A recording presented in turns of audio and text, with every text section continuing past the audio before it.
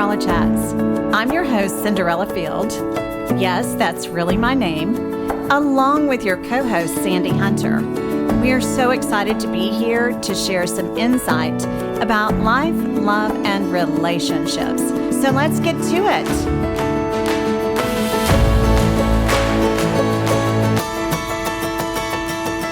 Hey, Sandy. Good morning. Good morning, my friend. How are you? Good. Really good, I think. You think? I mean, I just wonder about what is good anymore anyway. I don't know. I'm looking for a definition that makes sense to me right now. I haven't found one. Good. Okay, great. Oh, great. Yeah, I mean, for the moment, until the next thing happens, because that's what's going on, which brings me to why we have been absent. Absent, yes. Most are wanting an explanation. Yeah. Well, I think I told you that I thought it was time to take a pause back in February. And I'm not sure when we did the last podcast, to be honest with you. Right. Because I've thought about it from time to time, but I just don't remember. I guess it was in February, maybe. Mm-hmm. February 1st of March, something like that. Yes. And you and I both know what I'm about. Yes. To let other people know.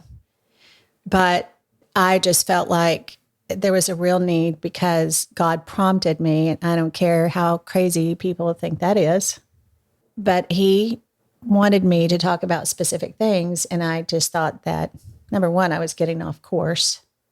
And that's why I just decided, oh my gosh, it's time to take a pause. And I was worried about, I started wondering and worrying about, am I really supposed to be doing this? And I don't want to hurt anyone's feelings. And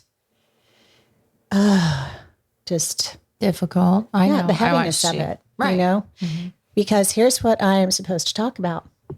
The institution of marriage. I mean, that's a big part of it.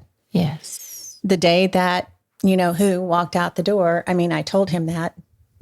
You've heard the recording. Heard the recordings. You were very adamant, very precise. I didn't even sound like myself. No. Okay. And it wasn't just our marriage that God asked me to take a stance for. It was marriages everywhere. Mm-hmm. Marriages in general. Yes. And so I'm like, how could I possibly talk about that when I'm not married anymore? Those are the things that kept running through my head. But honestly, I wouldn't be able to talk about it at the depth of what I'm going to talk about it now if I hadn't gone through the experience that I've gone through. Oh, I agree. Especially since listening to that in your voice, you definitely, and not to poke fun, but you definitely sounded like you were on a mission from God when you said, this is what I'm going to do, and this is what I'm supposed to do.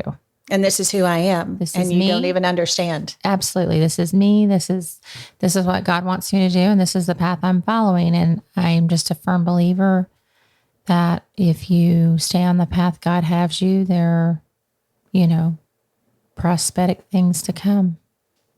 And I know that you and I have talked a little bit about my reservations a time or two. Mm-hmm. Several times. And because I have to have someone in my life that really understands me, because, a lot of people, on my Facebook, I have this person that thinks they know me, but they think they do. And the last thing, I've been called several things by that person, but, to say I'm fake, I don't know. I think that you're so real. That's why people are intimidated, because fake, there's a lot of adjectives out there. And if I could pick any of them, fake would be at the bottom of the list. Now, you are very up forth, very honest, probably one of the most honest people that I know. And you know what, Cinderella, sometimes honesty just hurts and people don't want to hear it. They much rather be like some of the stuff that's going on around us right now. They just want people to lie and make them feel good. And you're not. And that's the part of the problem. People don't want to hear the truth. Sorry, but that's I can't be more truthful than that. That's what it is. You've never been one to steer from it. Not even when I have to take accountability for things or I have to admit to mistakes and I've tried to be very clear about that, even in the recordings that we've done in the past, just so everyone understands. I mean, I'm not perfect. No, none of us are. And the thing is, though, you don't try to be, but you try to share your truth the way you see it, the way God's shown you. And you know that God shows people different things, but it's about you and your walk. And that's what I've told you all along. You know, I'm here to be a helper along the way because this is where I feel God put me. I could be doing different things. You could be doing different things, but there's some reason why God wants you here and now in this time. And if you take a look around us right now and everything that's going on, I mean, I can totally understand. Anyway, that's my feeling on that. There's so much going on around us right now. I mean, people just don't want to hear the truth. It's almost like they want to just stick their head in the sand and just hope that it bypasses them. It goes away. Well, you know what's so interesting? My name. Seriously, you know that I wanted to change the name of, didn't I want to change the name absolutely. of this? Yes. To anything but Cinderella Chats. But I mean, the second part of the definition, Webster's definition, besides being a fairy tale heroine, is that it's something that's obscure that is suddenly brought out into the light, basically, and out of the darkness, because that's what obscurity is darkness, that's brought out into the light and lifted to honor and significance. Well, hasn't the truth been hidden? Oh, yes. Hasn't it been in the dark? It's still in the dark. A lot of the truth is still in the dark. And that's governmental, family-wise, personally, whatever. I don't know what this facade that Satan has put on people. And I'm not even going to pretend to know. I think it's a spell. Something. Curse, spell. I don't know. Because I walk a result of our sins. Maybe I walk by and I think, okay, it starts at the top with our government and works itself down. And you're just like, you can't trust what you hear on TV. None of it. Trust what your next door neighbor tells you 9/10 of the time. So when you come across with the truth about things, some people have a hard time with that. They just do. Oh, I've lost friends. You know that. Or people that I thought were my friends, because honestly, the people that are truly my friends, and I consider you truly a friend, and EI20 is definitely right, a friend of mine. And even my children that know me really well, that are so close to me, thought that I was a conspiracy theorist and all sorts of things. And turns out, well, mom might just be right. Right. I mean, it's just like, and they had to admit to it after hearing from someone else that is in a very interesting position. Right. That you better listen to her because she's telling you the truth. So it's not easy it's really a burden, to be honest with you. It truly is. I know that, But what's the flip side of that? You could have pulled up stakes. You could have ran off. You could have created this whole second world for yourself to avoid the truth. But really, where does that get you? Well, this is what I always tell my children, and I know you've heard me say this before. I don't think about what's just in front of my face. I think about what's way down the road. So I just know from a biblical standpoint, if I don't fear our Lord God reverently, because he deserves that. I mean, he created everything that's around us, including ourselves, our world, everything. And if I don't try to follow him and be obedient, it's not just going to get me in a bad position. It will have consequences on my children and their children and their children's children. And I mean, it's called generational curses. It's a generational curse. I'm watching it. It's in my own family with one of my grandkids. I mean, I'm watching a generational curse. I've watched it for the last, I don't know, 17 years. And it's just been an awful thing to watch, you know? And, but it's everywhere. I mean, it is literally, I get a phone call every single day of something that Satan's trying to rip apart. And the sad part is, I get it. We have consequences for our actions. And we do. So We do. people might as well just stop thinking that they're Yeah. going to avoid them because they're not. They're not. But I'm like you. Not all things are caused by Satan, but there are a lot of things that Satan's doing underneath the limelight that people don't see, and they're not recognizing who he is and how powerful he is. They want to write it off as, oh, well, that's just fate. Oh, well, that's just my bad luck. Okay. You know, I can give things that are bad luck. You know, you walk outside across a bed of stones and you don't have shoes on, you get stone bruises. Well, that's not Satan. That's your stupidity for not putting your shoes on. I'm not talking about situations like that.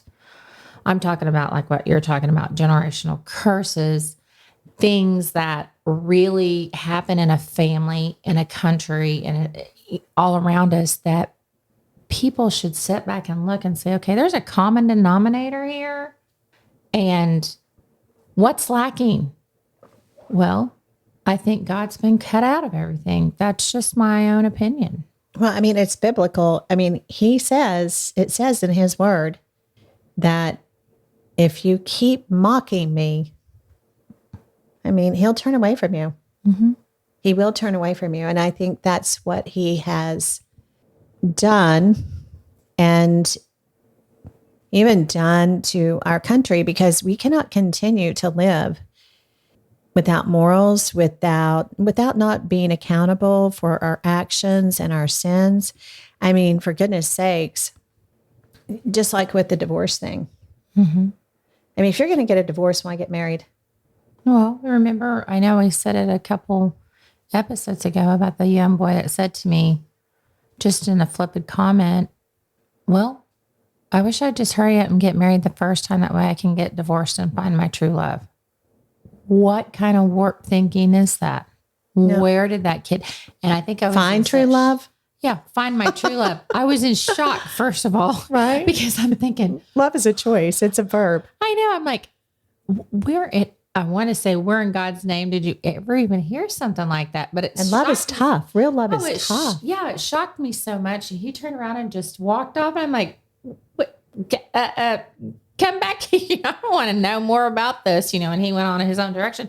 And I was stunned. And it's just stuck with me over the years because I'm thinking, okay, we're talking about relationships because that's what God has directed you to do and wants you to stay on that path. And to hear a young kid that's in his early 20s say that makes me think, how did he even perceive that that's how things work? If you try it once and you don't like it, just hang on. I'm going to let you get a quickie divorce and you can try it again until you try it. You find that, well, what is the definition of that true love? There's my true love. And that's just not true, because I was listening to something last night and it was more woo-woo than anything, you know, because I'll get on YouTube and things will pop up and I'll go, well, that's an interesting title. I'm going to take a listen to that, you know? Yeah. And the guy just said, you know, whatever you think is what you're going to bring to yourself. And you know, you basically cause your own bad experiences. And you can cause good experiences. You just need to have a different mindset. Does that sound?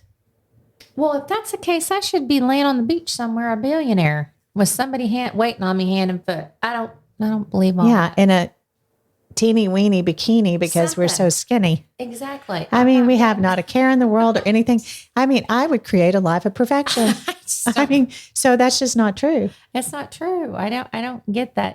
That's the part of the problem is there's just so many unrealistic ways of thinking out there. Okay, so this is what, when I go to Best Buy, it's really interesting because I'll run into these kids that help me. Kids, I mean, early 20s, and most of them are guys. And they'll see, because I have to take out my driver's license, my birthday, and they're just like, oh, I wish I'd lived back in your time. I said, oh, really? So I said, well, why would you want to do that?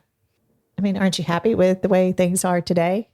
I mean, you know how I am. Right. So they say, oh, no. I have watched things about the way you lived. And I said, well, I'm going to tell you one thing. If you had lived the way that I lived, and I'm not talking about anything to do with my family, because there was a part of my family that was very idealistic. And then, it was like heaven and hell. Right. Nothing in between. Yeah. So kind of like, a combination of what I saw in Hillbilly Elegy last night, watching the movie. But not quite that bad. But really, it wasn't right. But then the other side of it was so amazing. It was like being in a fairy tale, honestly. Right. So I had the best of both worlds. And you know what? I'm so glad I did. You know why? Because I saw what could be versus what these people chose to be, which was ugly. And this was beautiful. So I was like, man, I really like beautiful things.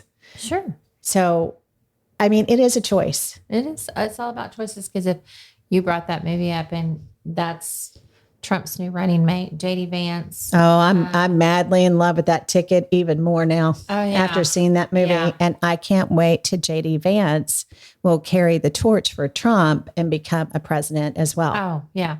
Because you talk about rags to not necessarily riches, but from a story of the perfect blue collar. If you haven't seen it, you need to see it. But you go from the hills of Appalachia, and no one was really there to really push him, but his mama and his sister did some. But it was just like throughout the whole movie, you just seen mom just totally tearing him down with everything that he tried to do. I think at one point in time, she mocked his Ivy League school and did all these things, but it was well, she beat the dickens out of him too. I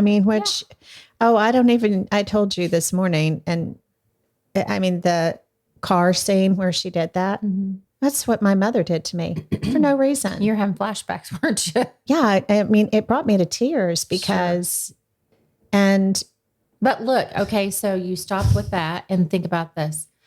He went on, joined the Marines, got out, served our country, went on to, was he get a GI Bill? Was he at Harvard or Yale? I can't remember. Well, first I think he graduated from Ohio State. Yes. And then he went on to law school at Yale. Okay, now look at you.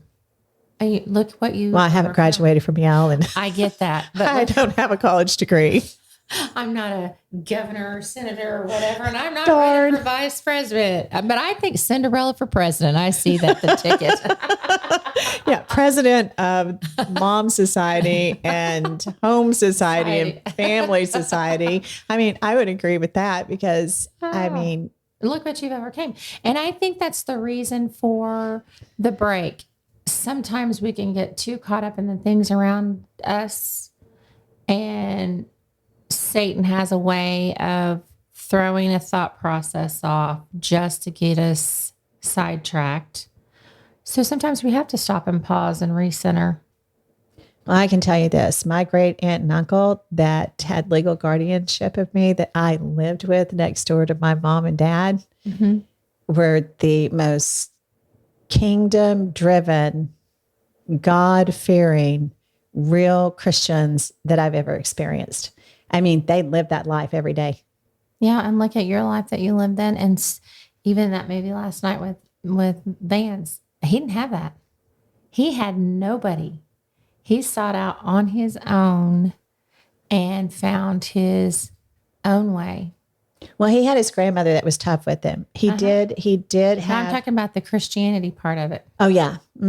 Yes. He had to find his own way with that. And his current wife, well, his only wife, She's Indian. She's Hindu. Hindu Indian. And I mean, And such a blessing to him. Yes. I mean, you look at those two, and even she spoke about it, about in her introduction to him, if there was ever two people that should have never been put together, she didn't know how that would ever work because of his religion and her religion and where she stood on things and where he stood on things. And they were not in the same minority group.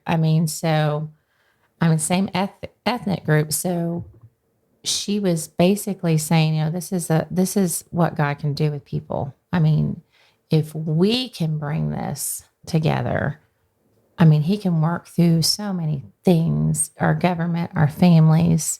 We just have to give him a chance.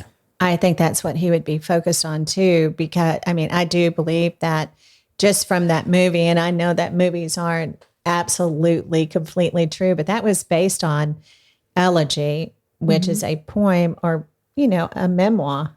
Yeah, to his family. Yeah. And his ancestors. Yeah. And, even to be poor and such destitute as a lot of them were, he was proud of where he came. He is, and that's why I think he'll be such a good person to lean on for President Trump, because he knows. He's been down at the bottom of the barrel. He knows what it takes to get to the top, and not just financially, but as a person. How to break free from that curse, knowing that you can be born into this, but you don't have to stay. No. And there's where you come from does not determine, just like with me, it does not determine your destiny, your choices do. And even in that movie, his mother just went from, relationship to relationship, trying to make a better life for her children, but she got involved with the wrong people. And the last one that she got involved with, the son, was, and the father raised marijuana plants and smoked dope and all that. So, in the house. JD Vance had a taste of that. And his grandmother, when she went over and took him from that environment, when he got in trouble and could have ended up in jail, and brought him home. And she said, she asked both of his friends on, the porch. I thought that was a great moment. Either one of you know how to smell Mississippi? I just looked at her. And she just told him to leave and don't come back, basically. Don't come back. He's like, Mama, you can't. Those are my friends. He goes, she's like, not anymore. They're not. You can go with them or you can stay here.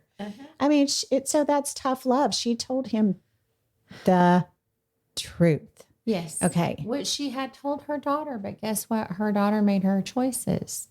Yes. And he actually listened to his mama, and he made better choices for himself, and look where it got him. And that's the part of this. It's all about choices. And I think Satan's had a blinder on so many eyes around us that he's convinced everybody that there's no bad choice.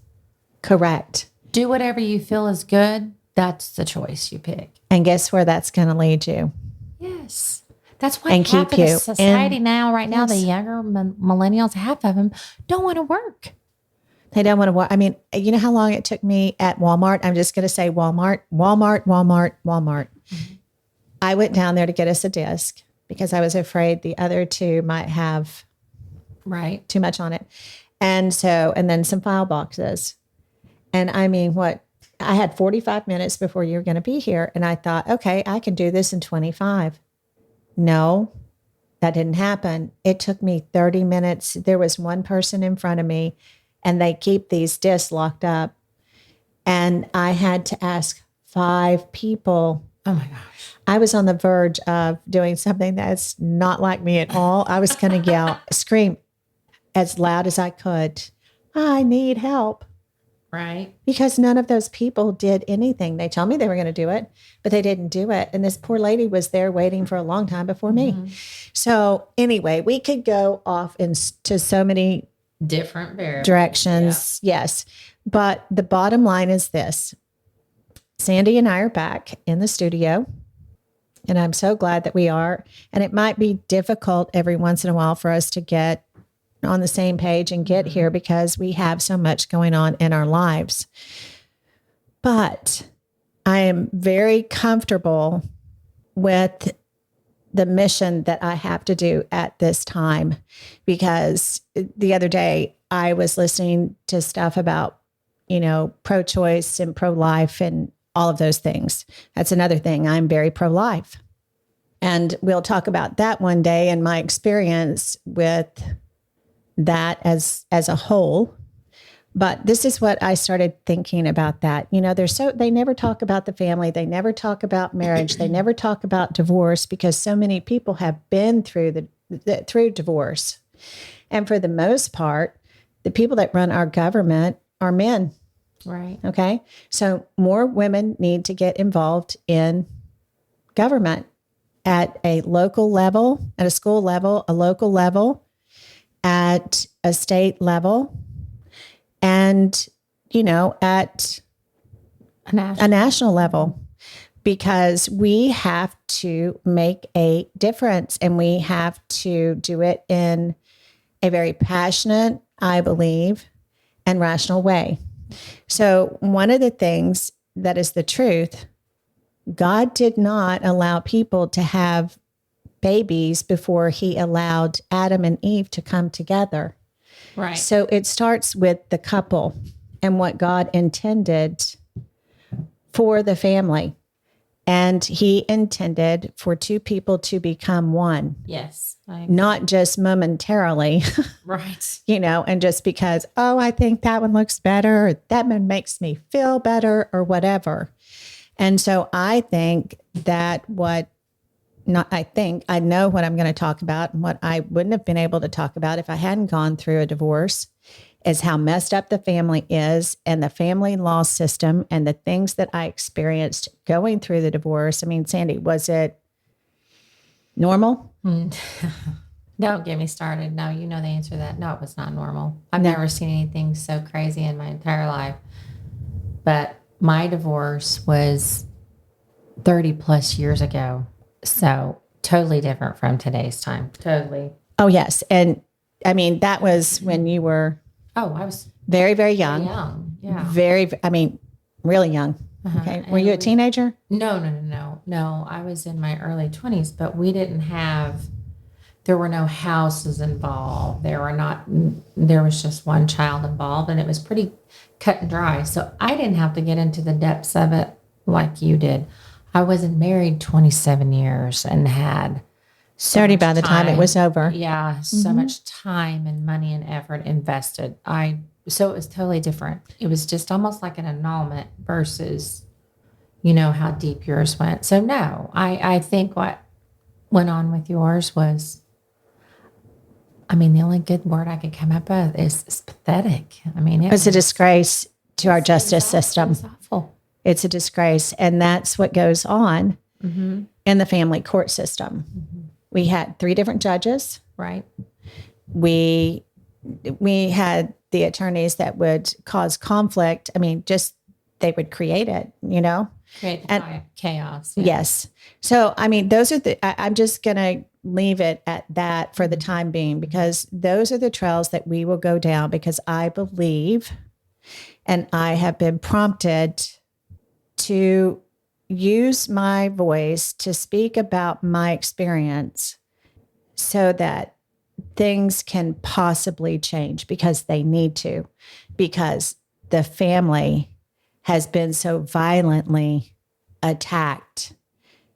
And that, I believe, is what Satan wanted to begin with. And that is what he has done. And the country has allowed this to happen by allowing us not to have a moral compass that we go by that's headed in a north direction versus a southern direction, and then just burying it so deep that I think it's time we try to dig it back up. Right. And that's where I think that it's a good point to just say, I'm so glad we're back. And I hope you tune in to listen, because I promise you, you will learn so much from what we are going to talk about and provide information to you about what really goes on. And we will be so focused on the absolute truth.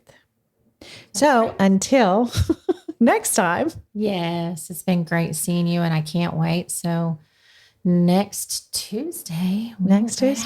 Yeah. Where we'll talk about the next thing. Exactly. So have a wonderful week, and don't forget, tell your friends about it, tune in and subscribe. We'll see you soon. Cinderella Chats.